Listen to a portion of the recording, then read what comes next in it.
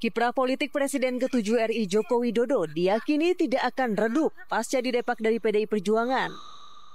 Buntut dari pernyataan Sekjen PDIP Hasto Kristianto yang menyebut Jokowi dan keluarganya bukan lagi bagian dari PDIP, sejumlah partai pun mengaku siap menampung. Bahkan Ketua Umum Relawan Projo Budi Aris Setiadi menegaskan Projo siap menampung Jokowi apabila nantinya menjadi partai. Meski begitu, Menteri Koperasi itu memastikan belum ada obrolan terkait hal tersebut saat ia menemani Jokowi ke acara pernikahan anak dari Sekjen GK Center. Sementara Ketua Harian DPP Partai Gerindra, Sufmi Dasko Ahmad, belum mengetahui rencana dari Presiden ke-7 RI tersebut.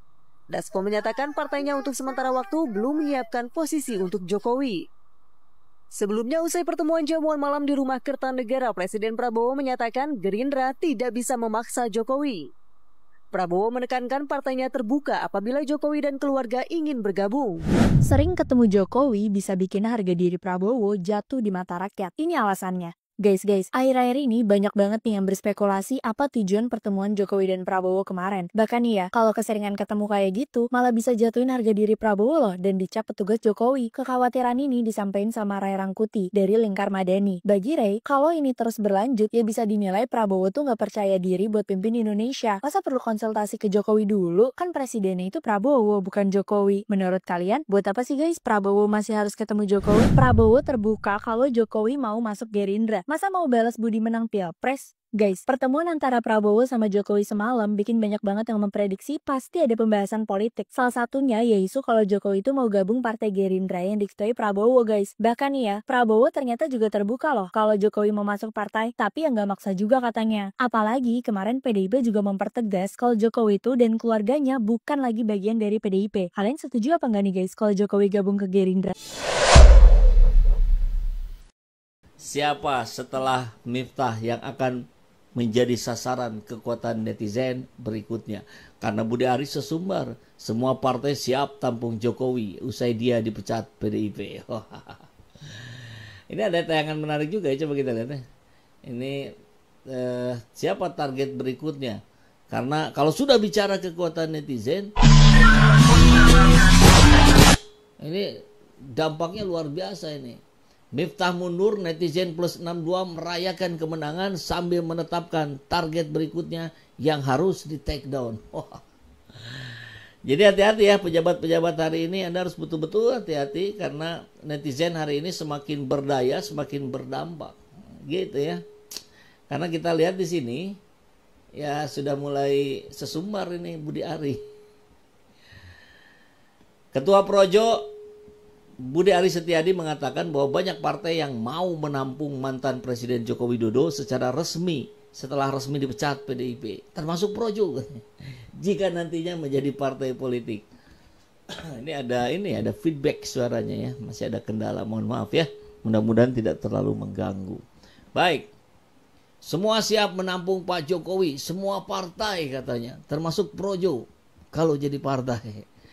Jadi merasa dengan sisa-sisa kekuasaannya masih punya daya tarik yang luar biasa. Ya terserah Anda sih sebetulnya.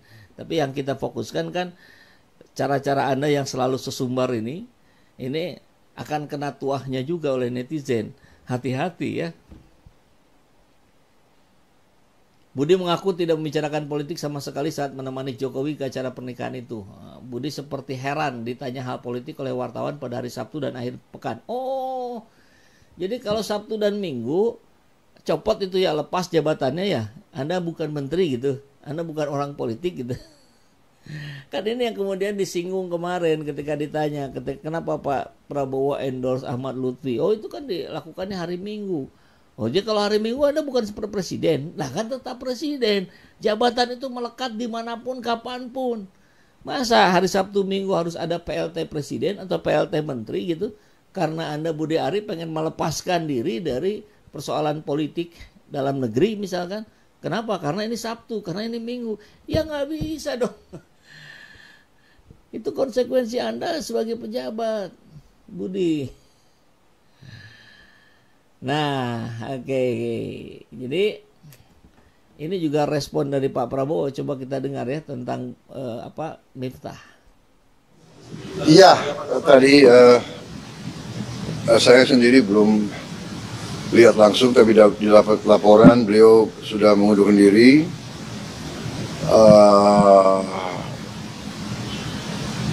Komentar saya kira itu adalah tindakan bertanggung jawab, tindakan kesatria. Ya. Beliau sadar, beliau salah ucap, beliau bertanggung jawab, dan beliau mengundurkan diri. Saya kira kita hargai sikap kesatria itu. Saya kenal beliau, ya mungkin karena beliau memang bergaul dan sering berceramah di kalangan bawah. Mungkin bahasa beliau niatnya bukan niat jahat, bukan niat menghina, tapi terlepas mungkin ya salah ucap. Beliau sadar, beliau salah, beliau bertanggung jawab, beliau mengundurkan diri. Saya kira itu ya jelas. Saya kira di Indonesia juga jarang orang merasa salah, bertanggung jawab, dan mundur diri ya. Jadi kita hargai yang itu. Tapi ya beliau sendiri sadar bahwa beliau salah. Akan disiapkan penggantinya nggak Pak? Nanti kita cari ya. Nanti kita cari. Oke? Oke Pak. Oke. Banyak pejabat yang belum menyerahkan LHKPN Pak. Ya nanti akan dilengkapi. Pak, DPR kan ini kan juga DPR kan mengusulkan untuk sertifikasi juru dakwah ya Pak ya. Ini dari pemerintah sendiri bagaimana Pak? Ya nanti kita lihat kalangan yang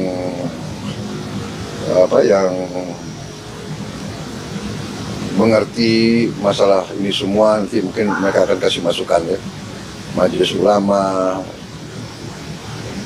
kalangan-kalangan dari ormas-ormas keagamaan dan sebagainya, nanti kita minta pendapat mereka.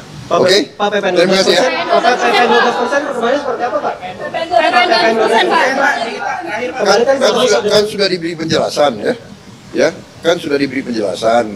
PPN adalah undang-undang yang kita akan laksanakan, tapi selektif, hanya untuk barang mewah. Untuk rakyat yang lain kita tetap lindungi. Sudah sejak akhir 23 pemerintah tidak memungut yang seharusnya dipungut untuk membantu rakyat kecil ya. Jadi kalaupun naik itu hanya untuk barang mewah ya. Berarti barang ini jurukannya Pak ya? Terima kasih Pak. Gue nggak ikut-ikutan, sumpah. Gue hanya nonton, katanya Andre Taulani nih. Saya minta maaf, saya coba bertanya.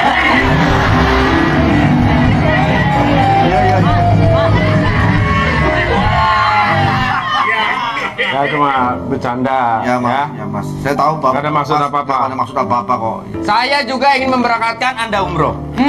Anda, keluarga Anda, mertua Anda, anak-anak Anda. Jadi Anda pilih mau berangkat umroh dengan mereka atau dengan saya. Cukup lah. Bagaimana? Kan kalau netizen bekerja, nanti artis juga ikut-ikutan tuh kayak begini. Mari kita dengarkan nasihat dari Gus Miftah. Maka kita mendengar peribahasa mulutmu adalah harimau. Peribahasa ini menggambarkan bagaimana kemudian gara-gara mulut ini kita akan mempunyai persoalan. Udahlah, cukuplah, sedikit saja lah ya. Jadi mari kita saling mengingatkan. Ada nih bagus nih ya dari Gus Bahan nih, kita coba dengerin ya. Jadi di bab-bab sosial itu memang Allah membiarkan hukum sosial yang berjalan. Sampai Ibnu Khaldun ngendikan begini, saya masih ingat betul dan itu saya pegang. Nabi sebagai nabi itu kena aturan hukum sosial. Meskipun beliau punya mukjizat kayak apa, ketemu orang harus santun, ketemu anak kecil harus sayang, ketemu orang sepuh harus hormat. Andai kan Nabi bisa terbang ke langit sekalipun Mi'raj, tapi ketemu anak kecil nampar, ketemu orang sepuh ngeludahi, tetap gak diterima oleh publik. Walau kunta faddan ghalidhal qalbi lan faddu min khawli. Betapa pentingnya tata krama sosial. Kata Ibnu Khaldun, hadza Rasulullah man uyyida bil qauli kulli. Ini Rasulullah, orang yang di backup sekian alam raya. Tapi sekali melanggar tata krama sosial, tetap lanfaddu min khaliq, orang akan bubar. Sampai ngegoskan saya, sekarang tak pisoi. Wah Gus sopo Gus kok misuan, mesti langsung gitu. Ya coba misalnya sekarang nyon sewu saya ngludahi Pak Rektor, langsung dipecat ya. Artinya tatanan sosial, meskipun saya keramat. Makanya kata Ibnu Khaldun, hadza Rasulullah man uyyida bil kauni kulli law syaa. Ini Rasulullah orang yang bisa mengendalikan alam raya karena kekasih Allah. Itu saja kena aturan, walaupun tafaddan khalidal qalbi lan faddu min khaliq. Kalau engkau salah tatanan sosial Muhammad, orang akan bubar. Ya, luar biasa ya. Kita dengarkan apa yang menjadi nasihat dari Gus Baha ini, Gus yang beneran ini. Oke, sahabat Ecet, kita akan coba lihat